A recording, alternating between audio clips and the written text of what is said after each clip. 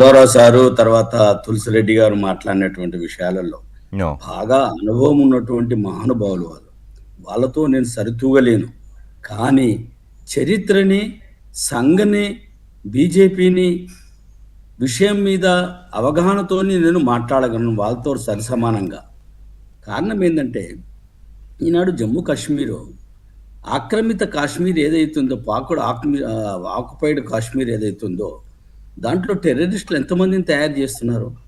ఎంతమంది ఈనాడు జమ్మూ కాశ్మీరు మన పండితులు 2.5 లక్షల మంది ఈనాడు అన్నమో రామచంద్ర అని చెప్పని వందల సంవత్సరాల చరిత్ర ఉన్నటువంటి వాళ్ళు వాళ్ళ ఆస్తులను వదిలేసుకొని వచ్చి ఈనాడు ఏ రకంగా ఉంటున్నారో ఒక్కసారి పెద్దలు దాన్ని కూడా గ్రహిస్తే మంచిది.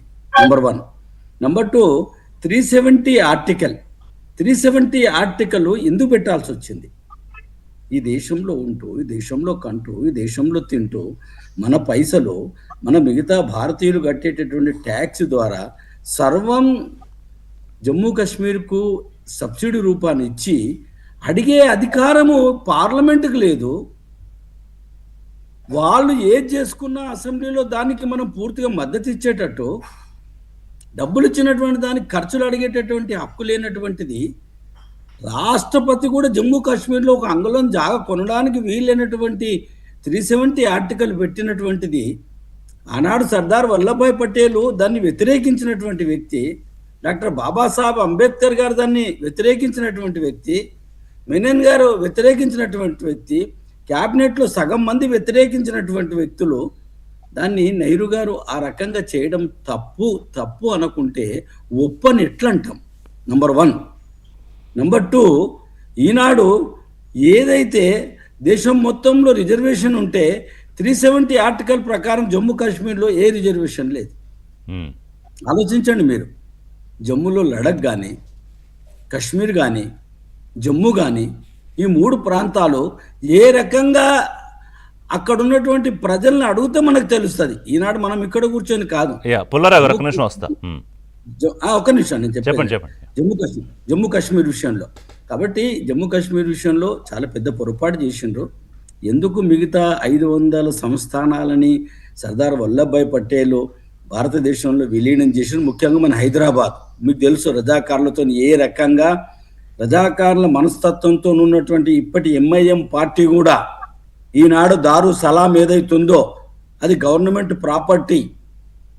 ఇదే కాంగ్రెస్ వాళ్ళు దానికి దారాదత్తం చేశారు ఎంఐఎం వాళ్లకు. దాని గురించి చరిత్ర మాట్లాడదామంటే ఎవరైనా కానీ నేను మాట్లాడతాను. మీరు దాంట్లోకి వెళ్ళి లోతుగా వెళ్ళి దాన్ని మీరు స్టడీ చేయండి. దారు సలాం మీద fire station, that is government property. Number 1. Number 2, ఏదైతే సర్దార్ వల్లభాయ్ పటేల్, లాల్ బహదూర్ శాస్త్రి, నెహ్రూ గారు రాజకీయాలకు అతీతంగా దేశం గురించి మంచి చేసినటువంటి వాళ్ళని పొగిడేటటువంటి మనస్తత్వము భారతీయ జనతా పార్టీ కార్యకర్తకు ఉంది. నెంబర్ 1. ఆర్ఎస్ఎస్ ఈ దేశంలో ఉన్నటువంటి 140 కోట్ల మంది ఎవరైతే ఉన్నారో వాళ్ళు ఈ భారతీయులే, ఈ భారతీయ సంస్కృతిలో వాళ్ళు ఉండాలి అనేటటువంటి ఆలోచనతోని, నిస్వార్థ భావనతోని, సేవా భావనతోని ఏ ప్రభుత్వంతో కూడా ₹1 తీసుకోకుండా స్థానికంగా రాష్ట్ర ప్రభుత్వాలు కావచ్చు, కేంద్ర ప్రభుత్వం నుంచి కూడా ₹1 కూడా ఈ రోజు వరకు 100 సంవత్సరాలలో వాళ్ళతోని ఏ మద్దతు తీసుకోలే, 1 అంగుళం జాగా తీసుకోలే. ఈనాడు రామ మందిర నిర్మాణం కూడా జరిగిందంటే కేంద్ర ప్రభుత్వ రాష్ట్ర ప్రభుత్వాల నిధులతోని కాదు, యావత్తు భారతదేశం 3,000 కోట్ల రూపాయలు విరాళాలు ఇచ్చారు ప్రజలు. ₹10 నుంచి మొదలుకొంటే కోట్ల వరకు కూడా. అదొకే, కానీ ఇందాక మీరు అన్న మాటలో నాకు అభ్యంతరం ఏంటంటే రామచంద్రారెడ్డి గారు, మేము సర్దార్ వల్లభాయ్ పటేల్, నెహ్రూ అందరి గొప్పతనాన్ని చెప్తాము అందరినీ అంటున్నారు, కానీ సర్దార్ వల్లభాయ్ పటేల్ గురించి చెప్తున్నారు గొప్పగా, కాదనట్లేదు. ఎస్, చరిత్రలో జరిగిన సత్యాలు వాస్తవాలు ఇప్పుడు జనరేషన్స్ తెలియకపోతే చెప్పాలి. కానీ నెహ్రూని తక్కువ చేయడం అనేది కాన్స్టెంట్గా బీజేపీ, మోదీ ప్రయత్నం చేయట్లేదా? తాజాగా నిన్న చేసిన వ్యాఖ్యలతో సహా. సార్, నేను ఒక్కటే ఏమంటున్నా, కుటుంబ పరిపాలన భారతీయ జనతా పార్టీ పూర్తిగా వ్యతిరేకిస్తాం. ఇప్పుడే కాదు, ఎప్పటికైనా వ్యతిరేకిస్తాం. ఈ దేశాన్ని భ్రష్టు పట్టించిందే కుటుంబ అది పరిపాలన. కాదు కదా, ఇక్కడ స్వార్థం, కుటుంబం కాదు కదా, స్వార్థ నెహ్రూ గారి బుద్ధి. విధానాల మీద కదా మీ అభ్యంతరాలు. నెహ్రూ వాళ్ళ కూతుర్ని తీసుకొచ్చాడు.